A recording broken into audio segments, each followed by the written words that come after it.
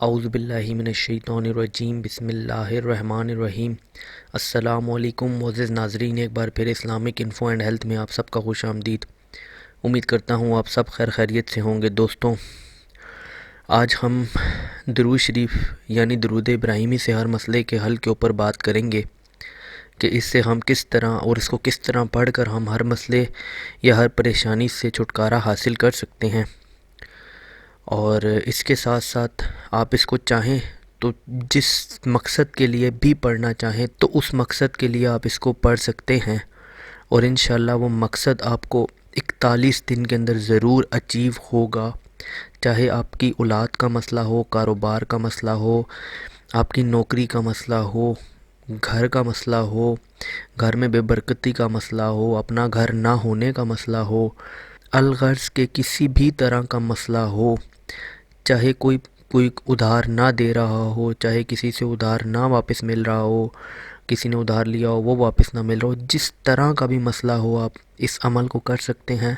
آپ کا ہر مسئلے کا حل صرف اس ایک عمل کے اندر پوشیدہ ہے۔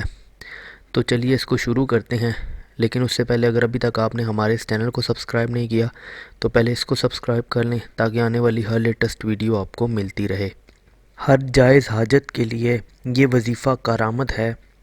جو بھی آپ کی حاجت ہو اس کو ذہن میں رکھتے ہوئے فجر کی نماز کے بعد درود ابراہیمی 60 مرتبہ، یعنی جیسے ہی آپ فرض پڑھ لیں تو آپ نے 60 مرتبہ درود ابراہیمی پڑھنا، اور پھر اپنے لیے جو دعا کرنی ہے یا جو حاجت ہو وہ اپنے ذہن میں اپنے دل میں رکھ کے آپ نے دعا مانگنی ہے اور اس عمل کو کرنا ہے۔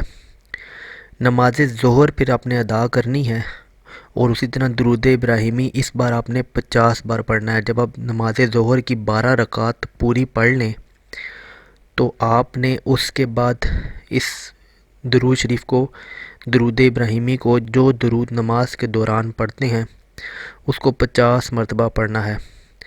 نماز عصر کے بعد درود ابراہیمی آپ نے 40 مرتبہ پڑھنا ہے۔ نماز مغرب کے بعد درود ابراہیمی آپ نے 30 مرتبہ پڑھنا ہے، اور اس کے بعد نماز عشاء کے بعد آپ نے درود ابراہیمی 20 بار پڑھنا ہے۔ یعنی فجر میں آپ نے 60 بار پڑھنا ہے، ظہر میں آپ نے 50 بار پڑھنا ہے، عصر میں آپ نے 40 بار پڑھنا ہے، مغرب میں آپ نے 30 بار پڑھنا ہے، اور عشاء میں آپ نے 20 بار پڑھنا ہے۔ اور اسی طرح 41 دن تک یہ وظیفہ کریں بلا ناغہ۔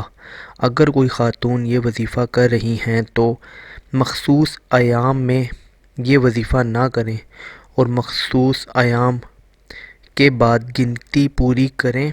انشاءاللہ کوئی سی بھی حاجت ہو، ہر جائز حاجت پوری ہوگی۔ تو دوستوں، درود شریف کے اوپر یہ تھا ہمارا ہر حاجت پوری ہونے کا وظیفہ۔ امید کرتا ہوں آپ کو ویڈیو پسند آئی ہوگی۔ اگر ویڈیو پسند آئی ہو تو ویڈیو کو لائک کیجیے گا، کمنٹ کیجیے گا، اور چینل کو سبسکرائب کیجیے گا تاکہ آنے والی ہر لیٹسٹ ویڈیو آپ کو ملتی رہے۔ اپنا بہت بہت خیال رکھیے گا۔ Thanks for watching. اللہ حافظ۔